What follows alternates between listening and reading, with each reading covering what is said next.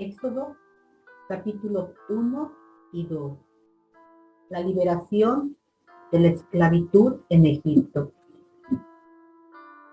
Capítulo 1.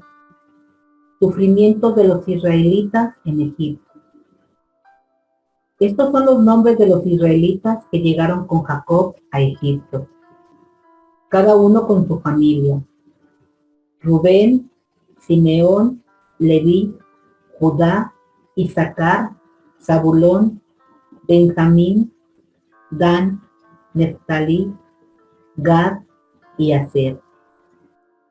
Los descendientes de Jacob sumaban en total 70 personas. José ya estaba en Egipto. José y sus hermanos y todos los de la casa de esa generación murieron. Pero como los israelitas tenían muchos hijos, se multiplicaron de tal manera que llegaron a ser muy poderosos. El país estaba lleno de ellos. Más tarde, hubo de nuevo un rey en Egipto que no había conocido a José y que le dijo a su pueblo: miren, el pueblo israelita es más numeroso y más poderoso que nosotros. Así que debemos tramar algo para impedir que sigan aumentando. Porque puede ser que, en caso de guerra, se pongan de parte de nuestros enemigos para pelear contra nosotros y se vayan de este país. Por eso los egipcios pusieron capataces encargados de someter a los israelitas a trabajos muy duros. Les hicieron construir las ciudades de Pitón y Ramsés, que el faraón, rey de Egipto, usaba para almacenar provisiones. Pero mientras más mal los trataban, más aumentaban. Así que los egipcios les tenían mucho miedo. Los egipcios esclavizaron cruelmente a los israelitas. Les amargaron la vida sometiéndolos al rudo trabajo de preparar lodo y hacer adobe, y de atender a todos los trabajos del campo. En todo esto los israelitas eran tratados con mucha crueldad. Además, el rey de Egipto habló con Sifra y Poá, que eran parteras de las hebreas, y les dijo: cuando atiendan a las hebreas en sus partos, fíjense en el sexo del recién nacido. Si es niña, déjenla vivir, pero si es niño, mátenlo. Sin embargo, las parteras tuvieron temor de Dios y no hicieron lo que el rey de Egipto les había ordenado, sino que dejaron vivir a los niños. Entonces el rey de Egipto las mandó llamar y les dijo: ¿por qué han dejado vivir a los niños? Porque las mujeres hebreas no son como las egipcias, contestaron ellas.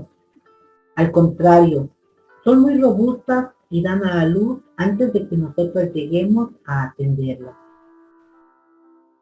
De esta manera, el pueblo israelita seguía creciendo en número y cada vez se hacía más poderoso.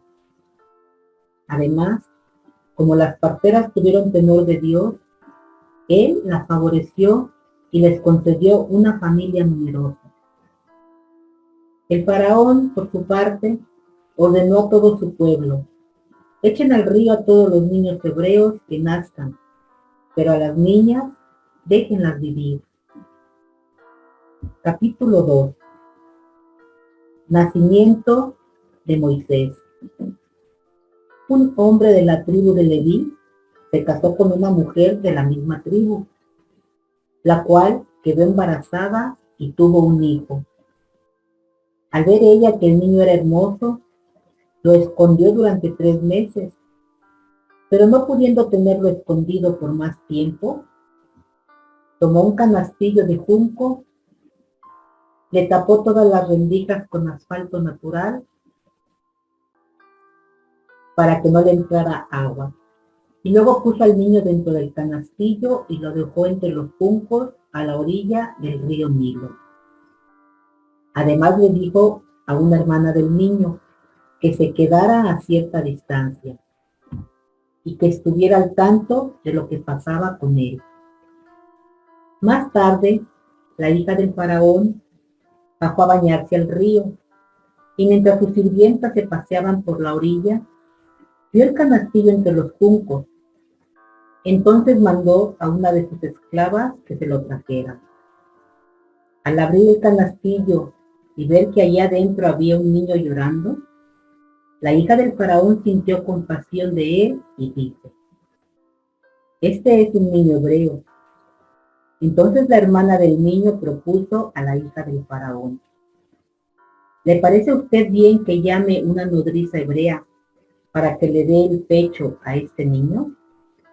Ve por ella, contestó la hija del faraón. Entonces la muchacha fue por la madre del niño y la hija del faraón le dijo: toma a este niño y críamelo, y yo te pagaré por tu trabajo.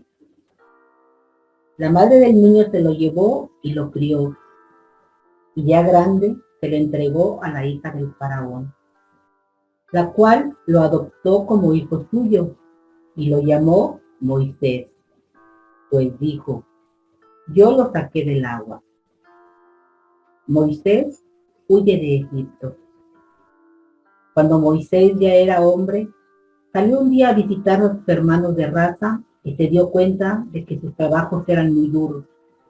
De pronto, vio que un egipcio estaba golpeando a uno de sus hermanos hebreos.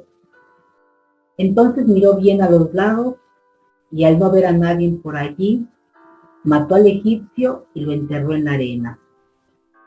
Al día siguiente volvió a salir y vio que dos hebreos estaban peleando. Entonces preguntó al que maltrataba al otro: ¿por qué golpeas a uno de tu propia raza? Y aquel hebreo le contestó: ¿y quién te ha puesto a ti como jefe y juez entre nosotros? ¿Acaso piensas matarme como mataste al egipcio? Al oír esto, Moisés tuvo miedo, pues se dio cuenta de que ya se había descubierto la muerte del egipcio. En efecto, en cuanto el faraón supo de que Moisés había dado muerte a un egipcio, lo mandó buscar para matarlo. Pero Moisés huyó y se fue a vivir a la región de Madián. Allí se sentó cerca de un pozo.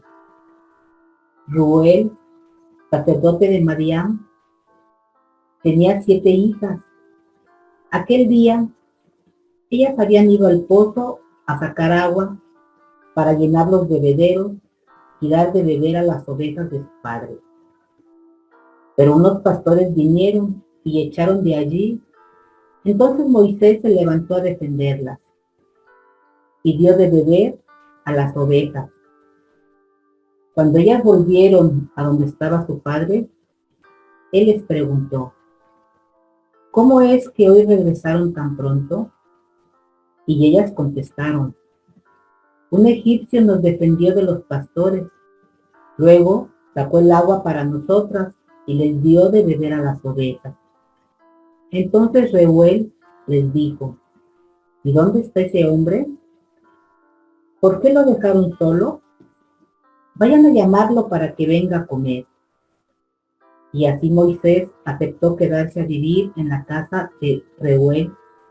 Después Reuel le dio a su hija Séfora como esposa, y ella tuvo un hijo al que llamó Gersón, porque dijo: soy un extranjero en tierra extraña. Con el correr del tiempo, el rey de Egipto murió. Los israelitas, sin embargo, seguían quejándose y lamentándose de su esclavitud. Entonces Dios escuchó sus lamentos y atendió sus quejas, y acordándose de la alianza que había hecho con Abraham, Isaac y Jacob, Dios los vio y se dio cuenta de su condición. Esta es palabra de Dios.